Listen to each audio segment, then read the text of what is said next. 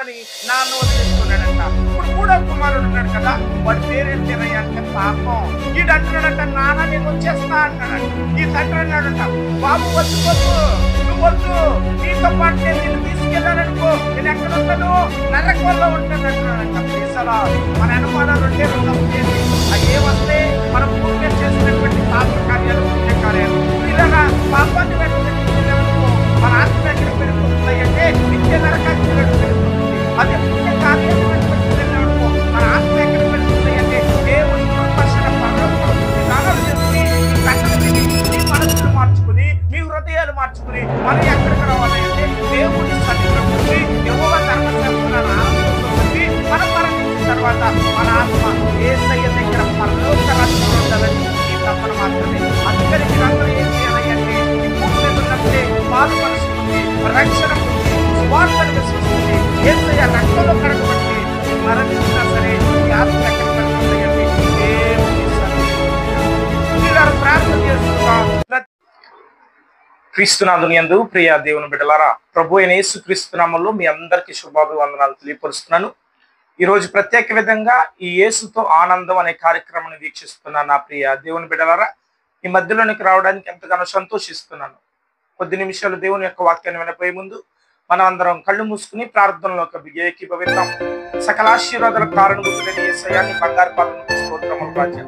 నిన్న నేడు నిరంతరం ఒకే రీతికున్న దేవానికి లెక్కలేని స్తోత్రములు. ఈ సమయంలో ప్రభువా యేసుతో ఆనందం అనే కార్యక్రమం వీక్షిస్తున్నా నీ ప్రియ బిడ్డలకు మరొకసారి ఇలా కలుసుకోవడానికి ఎంతగానో ప్రతిపించి మంచి సమయాన్ని ఇచ్చి మంచి వాతావరణాన్ని అనుకూలించినందుకు తెలుస్తున్నామయ్యా. అయ్యా, ఈ బిడ్డలను ఆశీర్వదించండి. ఎంతమంది అయితే కార్యక్రమం వీక్షిస్తున్నారు, వారి కుటుంబాల్లో మేలు జరిగి వారి జీవితంలో గొప్ప కార్యాలు జరిగి అయ్యా నీవే మహిమ తెచ్చుకోండి. మహిమ ఘనత ప్రభావం నీవే. యేసు నామమున అడిగి ప్రార్థించి ప్రియులారా, మీ అందరికీ ప్రభు అయిన యేసుక్రీస్తు నామములో వందనాలు తెలియపరుస్తున్నాను. ఈ రోజు ప్రత్యేకంగా మీ మధ్యలోనికి రావడానికి గల కారణం ఏంటి అంటే, మీరు చూశారు మన వాక్యం చెప్పిన విధంగా ప్రియులారా, పరలోక రాజ్యానికి వెళ్ళాలంటే మనం కొన్ని మార్గాలు ఎంచుకోవాలి. ప్రియులారా, మొట్టమొదటిగా కీర్తన గ్రంథం 1వ అధ్యాయం 1వ వచనం సెలవిస్తుంది. ఏమని సెలవిస్తుంది అంటే, దుష్టుల సలహాని పాటింపని వాడు, పాపుల మార్గమున నడవని వాడు, అపహాస్యులు కూర్చుండ చోట కూర్చున్న నరుడు ధన్యుడు, ప్రభు ధర్మశాస్త్రమును ఆనందముతో చదువుతూ రేయింబవళ్ళు దాన్ని ధ్యానించువాడు ధన్యుడంట. ప్రైజ్ ది లార్డ్, హల్లెలూయా. ప్రియులారా, వాక్యం ఏమని సెలవిస్తుంది అంటే, కీర్తన గ్రంథం 1వ అధ్యాయం 1వ వచనంలో, దుష్టుల సలహాలను పాటింపని వాడు, పాపుల మార్గమున నడువని వాడు, అపహాస్యులు కూర్చున్న చోట కూర్చున్న నరుడు ధన్యుడు. ఎప్పుడైతే మనం దుష్టుల సలహాను పాటింపకుండా, పాపుల మార్గమున నడవకుండా, అపహాస్యులు కూర్చున్న చోట కూర్చుండకుండా యెహోవా ధర్మశాస్త్రాన్ని ఎలా చదవాలంట? ఆనందంతో చదవాలంట. ఈ రోజులో నువ్వు చదువుతున్నావా దేవుని యొక్క వాక్యాన్ని? పరిశుద్ధ గ్రంథం నీ చేతిలోకి వచ్చిందే. చాలా మంది ప్రవక్తలు మన కోసం హతసాక్షులుగా మిగిలిపోయి పరిశుద్ధ గ్రంథాన్ని నీ చేతిలో ఉందండయ్యా అంటే, చాలా మంది తన యొక్క రక్తాల్ని కార్చి ప్రాణాలని ధారపోసాడు కాబట్టి ఈ పరిశుద్ధ గ్రంథాన్ని నీ చేతిలో పట్టుకుంటున్నావు. ప్రియులారా, ఈ పరిశుద్ధ గ్రంథాన్ని యెహోవా ధర్మశాస్త్రమును ఆనందముతో చదవాలి. ఆనందంతో నువ్వు చదువుతున్నావా? సంతోషంతో చదువుతున్నావా? దేవుని సన్నిధిలోనికి ఆనందంగా వస్తున్నావా? రావట్లే. దేవుని సన్నిధిలో యెహోవా ధర్మశాస్త్రాన్ని ఆనందంగా చదువుతున్నావా? చదవట్లా. మనం ఏం చేయాలంట? యెహోవా ధర్మశాస్త్రాన్ని ఆనందంతో చదువుతూ రేయింబవళ్ళు ధ్యానించువాడు ధన్యుడంట. మనం పరలోక రాజ్యానికి వెళ్ళాలంటే యెహోవా ధర్మశాస్త్రాన్ని ఎలా చదవాలని పరిశుద్ధ గ్రంథం సెలవిస్తుంది? ఆనందముతో చదవాలి. నువ్వు మరి చదువుతున్నావా? ఆదివారం కాలం వస్తే మందిరంలోనికి వెళ్ళడానికి బైబిల్ తీస్తావు, దేవాలయంలోనికి తీసుకువెళ్తావు బైబిల్ని. అక్కడ వాక్యం చెప్తున్నప్పుడు దైవ సేవకులు తీసి 2 మాటలు చదివి మళ్ళీ ఈ బైబిల్ని మూసేసి మళ్ళీ తీసుకొచ్చి ఎక్కడ పెడతావయ్యి అంటే, నీ ఇంటిలో ఒక అలమారులో పెట్టేస్తావు. ప్రియులారా, మళ్ళీ నీకు దేవుడు ఎప్పుడు గుర్తుకొస్తాడు? మళ్ళా ఆదివారం గుర్తుకొస్తాడు. మీరు అందరూ అనుకునే విషయం ఏంటి అంటే, మా దైవ సేవకులు ఆ సోమవారం నుంచి శనివారం దాకా దేవుణ్ణి దేవాలయంలో పెట్టేసి తాళం వేసి ఆయనతో పాటు తీసుకెళ్ళిపోతున్నాడు కాబట్టి మనకు కావలసింది దేవుడు ఆదివారం మాత్రమే. దేవుడు ఆదివారమే మనల్ని చూస్తున్నాడు కాబట్టి మన పాపాలను కూడా దేవుడు ఆదివారమే చూస్తాడు. సోమవారం నుంచి శనివారం దాకా మన ఇష్టానుసారంగా బ్రతకొచ్చు, మనకు నచ్చినట్లు బ్రతకొచ్చు, మనకు వచ్చినట్లు బ్రతకొచ్చు, ఇష్టానుసారంగా మన జీవితాన్ని కాలాన్ని వెళ్ళబుచ్చేవచ్చు అని భ్రమపడుతున్నావేమో. కానీ దేవుని యొక్క వాక్కు సెలవిస్తుంది, యెహోవా ధర్మశాస్త్రమును ఆనందముతో చదువుతూ రేయింబవళ్ళు దాన్ని ధ్యానించువాడు ధన్యుడు. నువ్వు ధన్యుడు అవ్వాలంటే, దేవుని దృష్టిలో ధన్యంగా నువ్వు కనపడాలంటే ఏం చేయాలి? యెహోవా ధర్మశాస్త్రాన్ని ఆనందం చదవాలి. మనసులో ఎలాంటి కలల కపటం, ద్వేషం, అసూయ, కక్షలు, కార్పణ్యాలు లేకుండా దేవుని సన్నిధిలో యెహోవా ధర్మశాస్త్రాన్ని గృహంలో గాని, నీ ఇంటిలో గాని, నువ్వు ఏ పని చేస్తున్నా గాని, ఏది తలచినా గాని మనం ఏం చదవాలి అంటే యెహోవా ధర్మశాస్త్రాన్ని ఆనందంతో చదవాలి. ప్రియ దేవుని బిడ్డలారా, ఈ సమయంలో మీకు చెప్తున్న మాట ఏంటి అంటే పరిశుద్ధ గ్రంథాన్ని చదవాలి. నువ్వు దేనికి సమయాన్ని ఇస్తున్నావు? ఈ రోజుల్లో టీవీకి సమయాన్ని ఇస్తున్నావు, ఇంకా దేనికి సమయాన్ని ఇస్తున్నావు? అల్లరి చిల్లరతో కూడిన ఆటపాటలకు సమయాన్ని ఇస్తున్నావు, ఇంకా దేనికి సమయాన్ని ఇస్తున్నావు? సెల్ ఫోన్కి సమయాన్ని ఇస్తున్నావు, ఇంకా దేనికి సమయాన్ని ఇస్తున్నావు?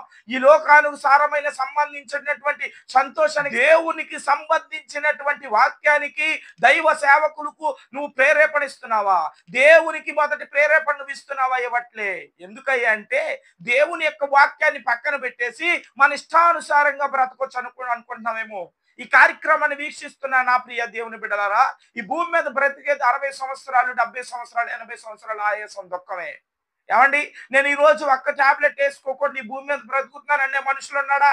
పుట్టినవు పిల్లడు కాడ నుంచి చనిపోయే ముసలి వరకు కూడా ప్రతిరోజు ఏదో టాబ్లెట్ వేసుకుని బ్రతుకుతానే ఉంటున్నాడు. ఎందుకంటే మరణాన్ని తప్పించుకుని నేను బ్రతకాలి, ఈ భూమి మీద ఇంకా బ్రతకాలి, ఇంకా బ్రతకాలి, ఇంకా బ్రతకాలని ఆశపడుతున్నావు. దేవుడు నీకు ఆయుష్ ఎంతవరకు ఇచ్చాడు అంతవరకే నీ జీవితం వెళ్ళబుస్తుంది.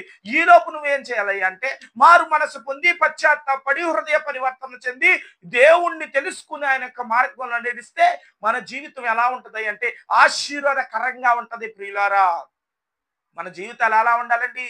ఆశీర్వాదకరంగా ఉండాలి. మన బ్రతుకులు ఎలా ఉండాలండి? ఆశీర్వాదకరంగా ఉండాలి. అందుకనే దేవుడు అన్నాడు, నిన్ను నాయకుడిగా చేస్తాను కానీ బానిసగా చేయను అంటున్నాడు. పిల్లలు, నువ్వు ఎలా ఉండాలి అంటే గొప్ప వ్యక్తిగా ఉండాలని దేవుడు ఆశపడుతున్నాడు. ఈ మాటలు వింటే నువ్వు ఎక్కడికి వెళ్తావు? పరలోక రాజ్యంలోనికి వెళతావు. అందుకనే నేను చెప్పాను, ఒక్కసారి యేసయ్య మాటలు విను, నువ్వు పరలోక రాజ్యానికి వెళతావు. ఏమండి, భూమి మీద 80 సంవత్సరాలు, 90 సంవత్సరాలు ఆయుస్సు దుఃఖంతో బ్రతికితే మరణించిన తర్వాత ఏముంటది అంటే నీ శరీరానికి మాత్రం చావు ఉంటుంది, కానీ ఆత్మకు మాత్రం చావు లేదండి. ఆత్మకి ఏం లేదంట? చావు లేదంట. యుగ యుగాలు మండేటువంటి రాజ్యంలోనికి వెళ్ళకుండా స్తుతిగానాలు చేస్తూ ఉన్న దేవుని కుడిపర్శాన ఆశీనుడు అవ్వాలంటే ఈ భూమి మీద ఉన్నప్పుడు కష్టపడాలా. దేనికోసం కష్టపడాలా? దేవుని సేవ కోసం, దేవుని పని చేయడం కోసం, దేవునితో ఉండడం కోసం, దేవుని సేవ చేస్తున్న సహవాసం కలిగి ఉండటం కోసం మనం వారితో ఏకమై యెహోవా ధర్మశాస్త్రాన్ని ఎలా చదవాలంటే రేయింబవళ్ళు ఆనందంతో చదవాలి. నీ జీవితంలో ఆనందం లేకపోవడానికి గల కారణం ఏంటి? సంతోషం లేకపోవడానికి గల కారణం ఏంటి? ఉదయం లేస్తున్న కాడి నుంచి భర్త, భార్య, పిల్లలు అందరూ కష్టపడుతున్నా డబ్బులు నీ జీవితంలో ఎందుకు ఉండట్లేదు? దానికి గల కారణం ఏంటి? యెహోవా ధర్మశాస్త్రాన్ని మర్చిపోయి సోమవారం నుంచి శనివారం దాకా ఇష్టానుసారంగా బ్రతికి ఆదివారం మాత్రమే దేవాలయానికి వస్తే మనం అందరం అనుకున్నాం దేవుడు గుడ్డోళ్లే, మనం చూడలే అనుకుంటున్నాం. అందుకని కీర్తన గ్రంథం 53వ అధ్యాయము 3వ వచనం, ఎవరైనా ఉన్నారేమో అని దేవుడు ఆకాశము నుండి ప్రజలందరి వైపు పారజూస్తున్నాడు. ప్రైజ్ ది లార్డ్, హల్లెలూయా. కీర్తన గ్రంథము 53వ అధ్యాయము 2వ వచనంలో ఒక మాట, జ్ఞానము కలిగి తన్ను పూజించు వారు ఎవరైనా ఉన్నారేమో చూతుమని దేవుడు ఆకాశం నుండి నరుల వైపు పారజూస్తున్నాడు. ఎవరి వైపు అండి? నరులంటే ఎవరు? మనమే. మనందరి వైపు చూస్తున్నాడు. ప్రియ దేవుని బిడ్డలారా, ఈ కార్యక్రమాన్ని వీక్షిస్తున్న నీ వైపు కూడా దేవుడు చూస్తున్నాడు. ఎందుకు? జ్ఞానం కలిగి తన్ను పూజించువారు. మనం జ్ఞానం కలిగి పూజిస్తున్నామా దేవుని? మందిరంలోకి వెళుతున్నాం, మన ప్రవర్తన ఎలా ఉంటుంది? దేవాలయంలోకి వెళుతున్నాం, మన భక్తి ఎలా ఉంటుంది? మనం భక్తితో ఉంటున్నామా? ఆదివారం దేవాలయం ఉన్నంత గంట సేపు భక్తితో ఉంటున్నాం, ఇంటికి వచ్చేసిన తర్వాత భక్తి మానేసి నీ ఇష్టానుసారంగా బ్రతుకుతున్నావే. ఏమంటే ఇష్టానుసారంగా మాట్లాడుతున్నావే. దేవాలయంలో ఉన్నంతసేపు స్తోత్రం స్తోత్రం స్తోత్రం అని చెప్పి బయటకు వచ్చేస్తాం, కానీ ఇష్టానుసారంగా మాట్లాడుతున్నప్పుడు దేవుడు నిన్ను చూడట్లేదులే అనుకుంటున్నావేమో. ప్రియులరా, జాగ్రత్త. ఎవరు చూస్తున్నారయ్య అంటే దేవుడు భూమి మీద ఉన్న ప్రతి ఒక్క మనిషిని చూస్తూ ఉన్నాడు. నిన్ను చూస్తున్నాడు తల్లి దేవుడు. నీ ప్రార్థన వినడానికి తన 2 చేతులు చాపి ఎవరినైనా పిలుస్తారని ఆశతో దేవుడు చూస్తున్నాడు. అందుకని వినుము, హృదయం అనే ద్వారము వద్ద నిలిచి నేను తలుపు తట్టుచున్నాను, ఎవరైనా నా స్వరం విని తలుపు తీస్తే నేను లోపలికి వస్తానని దేవుడు ఆశతో అంటున్నాడు. మరి దేవుడు హృదయం అనే ద్వారం వద్ద నిలిచి తలుపు తట్టుచున్నాడే. యేసయ్యా, నా హృదయంలోనికి రా, నేను సిద్ధంగా ఉన్నాను అని ఎప్పుడైనా అంటున్నావా నువ్వు? అనట్లే. మన ఇష్టానుసారంగా పాపం చేస్తూ ఇష్టానుసారంగా జీవితాన్ని వెళ్ళబుచ్చేస్తుంటే మన జీవితాలు అందుకని తారుమారు అయిపోతున్నాయి. మన బ్రతుకులు అందుకని తారుమారు అయిపోతున్నావు. ఈ సమయంలో మీకు ఒక చిన్న కథ చెప్పాలని ఆశపడుతున్నాను. ఒక గ్రామంలో ఇద్దరు భార్యాభర్తలు ఉన్నారు. వివాహమై 5 సంవత్సరాలైనా సరే గర్భఫలం రాకపోతే ఆ వ్యక్తి రోజు దేవుని సన్నిధిలోకి వెళ్ళి ప్రార్థన చేస్తున్నాడంట. ప్రభువా, నాకు బిడ్డలు లేరు, నాకు సంతానాన్ని ప్రసాదించని 5 సంవత్సరాలు అయిన తర్వాత ప్రార్థన చేస్తుంటే దేవుడు ఆయన ప్రార్థన విని ఒక బిడ్డను ప్రసాదించాడంట. ఒక బిడ్డను ప్రసాదిస్తంగానే ఈ బిడ్డకి ఏం పేరు పెట్టాలా అని ఆశపడి వాడు పేదవాడు అవి ఉండటం వలన ఏం పేరు పెట్టాడంటే, నా ఇంట్లో బంగారం లేదు కాబట్టి నా పిల్లోడికి బంగారం అని పేరు పెడదామని ఆశతో వాడికి బంగారం అని పేరు పెట్టాడంట. బంగారం అని పేరు పెట్టంగానే మళ్ళా పిల్లోడికి 1 సంవత్సరం 2 సంవత్సరాలు వచ్చినాయి. మళ్ళా దేవుని సన్నిధిలోకి వెళ్ళి ప్రార్థన చేస్తున్నాడు. అయ్యా, నాకు ఒకే ఒక్కగాని ఒక బిడ్డనిచ్చావు, ఒంటరోడు బిక్కు బిక్కుమంట తిరుగుతున్నాడయ్యా, స్నేహితులు ఎవరు లేరు, ఒంటరిగా తన జీవితాన్ని జీవిస్తున్నాడు, చిన్న పిల్లోడు కదా, ఉసూరుమంట ఉంటున్నాడయ్యా, ఆ బిడ్డకు తోడుగా ఇంకో బిడ్డని ప్రభువా అని ప్రార్థన చేయగానే మన దేవుడు ప్రార్థన విని జవాబిచ్చే దేవుడు కదా, మళ్ళా వెంటనే దేవుడు ఇంకో బిడ్డను ప్రసాదించాడంట. మళ్ళీ ఈ తండ్రి ఆలోచన చేస్తున్నాడు, అయ్యో ఈ బిడ్డకి ఏం పేరు పెట్టాలి అని ఆలోచన చేయగానే ఇంట్లో బంగారం ఉంది కదా, నా ఇంట్లో ఏమి లేదు, వెండి లేదని ఆశపడి వెండి అని పేరు పెట్టాడంట. Praise the lord. ఏమని పెట్టాడండి? వెండి అని పేరు పెట్టాడంట. ఈ ఇంట్లో ఏమున్నాయి? వాడింట్లో బంగారం ఉంది, వెండి ఉంది, ఇంకా చాలే అయ్యా, నాకు ఆస్తి లేకపోయినా, అంతస్తు లేకపోయినా, పేరు ప్రఖ్యాతలు లేకపోయినా, బంధువులు స్నేహితులు రక్త సంబంధికులు ఎవరు లేకపోయినా నా కుటుంబంలో కావలసినటువంటి బంగారం ఉంది, వెండి ఉందని చాలా సంతోషంగా ఉన్నాడంట. ఆ పిల్లల్ని ఆడిస్తారే, బంగారు తల్లి ఇట్రా, అరే వెండి తండ్రి ఇట్రా నాన్న, నా బంగారం, నా చిన్ని కల్లి, నా బుట్ట తల్లి అని పిలుస్తూ ఆ బంగారాన్ని వెండిని చాలా సంతోషంగా గారభంగా పెంచుకుంటూ ఉంటున్నాడంట. ఈ లోపు ఒక 4 సంవత్సరాలు గడిచిన తర్వాత మళ్ళా దేవుని సన్నిధిలో ప్రార్థన చేశాడంట. అయ్యా, బంగారాన్ని ఇచ్చావు, వెండిని ఇచ్చావు కదా, వీళ్ళిద్దరూ ఉసూరుమంట బిక్కుమంట ఉంటున్నారయ్యా, మూడవాడిని ముచ్చటకి ప్రభు అని ప్రార్థన చేస్తే మన దేవుడు విని జవాబిచ్చే దేవుడు కాబట్టి మళ్ళా మూడోసారి ప్రార్థన చేయగానే ఇంకో బిడ్డనిచ్చాడంట. వాడు ఎలా ఉన్నాడంటే దెయ్యంలాగా నల్లగా తారు డబ్బాలాగా పుట్టాడంట. Praise the lord. ఎలా ఉన్నాడండి? దెయ్యంలాగా నల్లగా తారు డబ్బాలాగా ఉండేప్పటికీ వాడిని చూస్తే వీడు భయపడుతున్నాడంట తండ్రి. ఏమండి, కొంతమంది మొహాలుంటే అలాగే పగలు మనం చూసామనుకోండి, ఎలాంటి వాళ్ళు రాత్రులు కళ్ళలోకి వస్తారంటారు. అయ్యా, నేను పగల వాళ్ళ మొహం చూశాను, రాత్రి నాకు నిద్రే పట్టలేదండి అంటారు కదా. అలాగే వీడు మొహం పగలు చూస్తే వీడు తండ్రి రాత్రులు నిద్రపోవడానికి భయపడుతూ ఉండేవాడంట. వీడు భయపడుతూ ఉండేవాడు కాబట్టి వీడికి తండ్రి ఏమని పేరు పెట్టాడంటే పాపం అని పేరు పెట్టాడంట. ఏం పేరు పెట్టాడండి? పాపం అని పేరు పెట్టాడంట. వాళ్ళ ఇంట్లో ఏముంది? ఇప్పుడు బంగారం ఉంది, వెండి ఉంది, పాపం అని ఉంది. తండ్రికి 90 సంవత్సరాలు వచ్చినాయి, చావు బ్రతుకుల్లో మంచం మీద పడిపోయాడు. పిల్లలు 3 ఎదిగారండి. ఎవరి ప్రాయంలో ఉన్నాడు?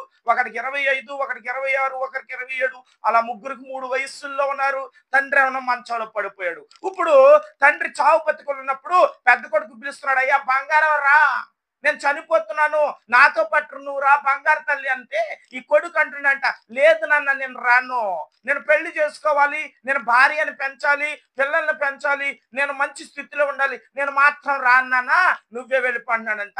ఎందుకు? ఏమండి, చచ్చిపోవడానికి ఎవడైనా ముందుకు వస్తాడా? కన్న తండ్రి కాదు కదా, కన్న తల్లి కాదు కదా, ఎవరు రారు. ఈ బంగారం అనే కుర్రోడు అంటున్నాడంట, నేను రాను నాన్న, నీ చావు నువ్వు చావు అంటున్నాడంట. వీడు మళ్ళా తండ్రి ఏడుస్తూ, అయ్యా వెండి తండ్రి నువ్వైనా రా అని ఏడుస్తూ రోదన పడుతూ ఉంటే ఈ వెండి కుమారుడు రెండో కుమారుడు అంట, నాన్న నేను రాను, నేను కష్టపడాలి, నేను చదువుకోవాలి, మంచి మార్కులు సంపాదించాలి కాబట్టి నేను రాను నాన్న, నీ చావు నువ్వు చావు అని నాన్న వదిలేస్తున్నాడంట. ఇప్పుడు మూడో కుమారుడు ఉన్నాడు కదా, వాడి పేరేం పేరయ్యా అంటే పాపం. ఈడు అంటున్నాడంట, నాన్న నేను వచ్చేస్తా అన్నాడంట. ఈ తండ్రి అన్నాడంట, బాబు వద్దు బాబు, నువ్వు వద్దు, నీతో పాటు నేను నిన్ను తీసుకెళ్ళాననుకో, నేను ఎక్కడ ఉంటాను? నరకంలో ఉంటాను అంటున్నాడంట. Praise the lord. మన ఎనమాల 2 వస్తాయండి. అవి ఏమొస్తాయి? మన భూమి మీద చేసినటువంటి పాప కార్యాలు, పుణ్య కార్యాలు. ప్రియులారా, పాపాన్ని వెంట పెట్టుకుని వెళ్ళామనుకో మన ఆత్మ ఎక్కడికి వెళ్ళిపోతుంది అంటే నిత్య నరకాగ్నిలోకి వెళ్ళిపోతుంది. అదే పుణ్య కార్యాలను వెంట పెట్టుకుని వెళ్ళామనుకో మన ఆత్మ ఎక్కడికి వెళుతుంది అంటే దేవుని కుడిపర్శన పరలోకంలో స్తుతి గానాలు చేస్తున్నటువంటి వాక్యాన్ని విని, ఈ కథను విని మీ మనస్సులు మార్చుకుని, మీ హృదయాలు మార్చుకుని మనం ఎక్కడికి రావాలి అంటే దేవుని సన్నిధిలోకి వచ్చి యెహోవా ధర్మశాస్త్రాన్ని ఆనందంతో చదివి మనం మరణించిన తర్వాత మన ఆత్మ యేసయ్య దగ్గర పరలోక రాజ్యంలో ఉండాలని ఈ తపన మాత్రమే. అందుకని మీరందరూ ఏం చేయాలి అంటే ఈ భూమి మీద ఉన్నప్పుడే మారు మనసు పొంది రక్షణ పొంది సువార్తను విశ్వసించి యేసయ్య రక్తంలో కడగబడితే నువ్వు మరణించినా సరే నీ ఆత్మ ఎక్కడికి వెళుతుంది అంటే దేవుని సన్నిధిలోనికి వెళుతుంది. ప్రియులారా, ప్రార్థన చేసుకుందాం. ప్రతి ఒక్క కళ్ళు మూసుకుని ప్రార్థనలోకి వెళ్దాం. యేసయ్య నీ బంగారు పాదములకు స్తోత్రం. ఇంతవరకు మా అందరితో మాట్లాడిన మాటలు బట్టి నీకు వందనాలు చెల్లిస్తున్నామయ్యా. ఈ యేసుతో ఆనందం అనే కార్యక్రమాన్ని వీక్షిస్తున్న ఈ ప్రియ బిడ్డలకు వారి జీవితంలో మార్పు, వారి కుటుంబంలో సంతోషాన్ని ఈ మాటలు విని వారి హృదయంలో భద్రపరుచుకుని వాక్యానుసారంగా జీవించేటువంటి కృపను బిడ్డలకు దయచేయమని, ఇంకా నిన్ను తెలుసుకుని నీ వాక్యంలో బలపడే బిడ్డలకు వారి కుటుంబాన్ని ఆశీర్వదించమని, అనేకమైనటువంటి పురాత్మ శక్తులు, జాతక శక్తులు, అనేక విధాలైనటువంటి శక్తులు సచరుడైనటువంటి యేసుక్రీస్తును మధ్యస్థం ఎవరైతే గర్భఫలంలో బాధపడుతున్నారో అన్నకి ఇచ్చినటువంటి సంతానాన్ని బిడ్డలకు దయచేయమని, కుటుంబంలో సమస్యలు కొట్టివేసి, అప్పుల బాధలు కొట్టివేసి, అనేక ఇబ్బందులను కొట్టివేసి, ప్రతి ఒక్క ఇబ్బందులు సచరుడైన యేసుక్రీస్తును బంధించమని, ఇదిగో ప్రభువా ఈ కార్యక్రమాన్ని ఇస్తున్న ప్రియ బిడ్డలకు ఆశీర్వాదాన్ని, జ్ఞానాన్ని, శక్తిని దయచేయమని యేసు నామమున అడిగి ప్రార్థించి వేడుకుంటున్నాం పరమ తండ్రి. ఆమేన్. మీ అందరికి వందనాలు తెలియపరుస్తున్నాను. ఈ కార్యక్రమం మీకు నచ్చినట్లయితే మరింత మందికి షేర్ చేయండి, లైక్ చేయండి. మీరు ఒక షేర్ చేయడం ద్వారా చాలా మందికి వాక్యాన్ని వెళ్ళడం జరుగుతుంది. కాబట్టి ఈ యొక్క యేసుతో ఆనందం గురించి అనేక మందికి తెలియపరచండి. మీరు ఈ యొక్క వాక్యం ద్వారా ప్రభు మేలులు పొందుకోండి. God bless you all.